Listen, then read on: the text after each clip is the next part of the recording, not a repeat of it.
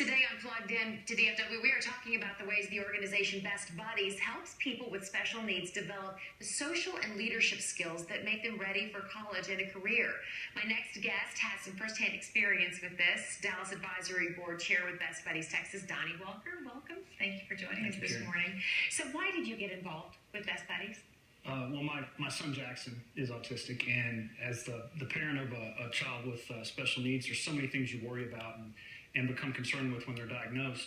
But one of the things that doesn't appear until they get a little bit older is the difficulties they're going to have with friendship and inclusion. And you see the possibility for a life of isolation start to develop. And I ran across Best Buddies in 2007, and to find an organization that exists solely to address those issues was it was a no-brainer. It's what I wanted to be involved with. So one of your primary worries for your son when he was starting to enter school was that he would not be included, that he would be left out of things. Yeah, that's true. You know, if you think about all the luxuries we've had growing up with friends and being included and being liked, and these children are no different than us, and they want to be liked, and they're great friends, and they just want to be included. But because of their social challenges or just being different, it's very difficult for them to be accepted and be noticed amongst their peers. And how old is your son now? And He's how long 16. 16. And how long has he been involved with Best Buddies? We just got he's at Denton High School, and we just got their chapter established in the fall. Okay, so this is brand new to him. Yes. As a 16-year-old, how has the program helped him thus far? It's only a few months in, 6, 7, 8 months. How has he been helped by this? He's always been a pretty social kid, but just to have a new group of friends, and he can walk in. Denton Guyer's huge, and he can walk anywhere in that school, and everybody knows him, and there's always activities. And he's got a little sister that's 11, and she's a little social butterfly. And now for him to have activities on the weekends and friends coming by and those kind of things, it just makes all the difference in the world. So is having a Best Buddies program in every school, is that your goal? Absolutely. Absolutely. At last count, we were right at about 6% penetration in the DFW area as far as schools that have children in the special needs program, and we've got a long way to go. Have you run into any resistance?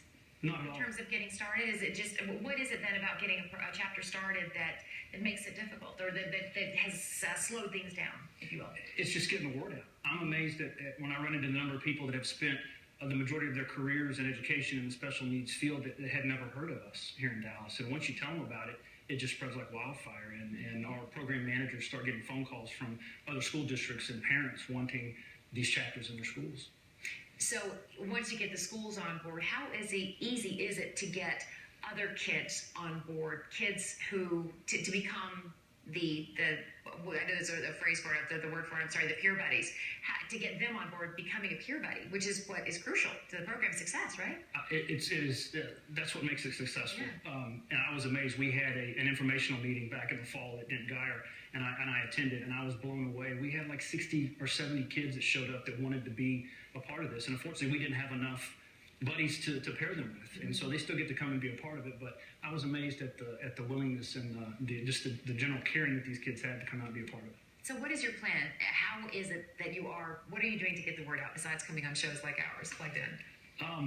We have a number of events throughout the year, and you can go to bestbuddiestexas.org to see what we have planned.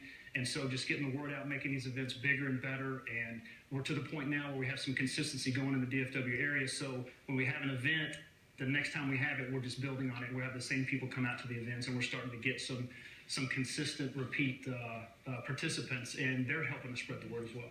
And so, we heard earlier that Frisco ISD has started a middle school program, high school programs, or college programs. How can the general public get involved and advocate, becoming involved with people who have disabilities?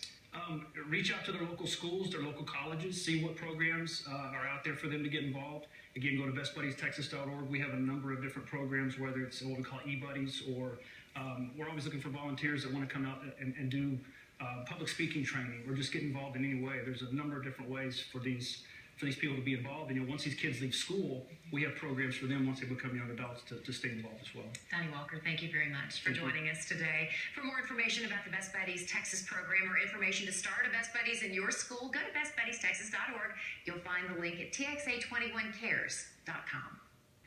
And that is our time for now, but we want you to stay plugged into DFW. If you missed any of the information in this show or any other Plugged Into DFW show, you can always go to our website to find out more, txa21cares.com. Just click on the Plugged Into DFW logo. Thanks very much for joining us this morning. Have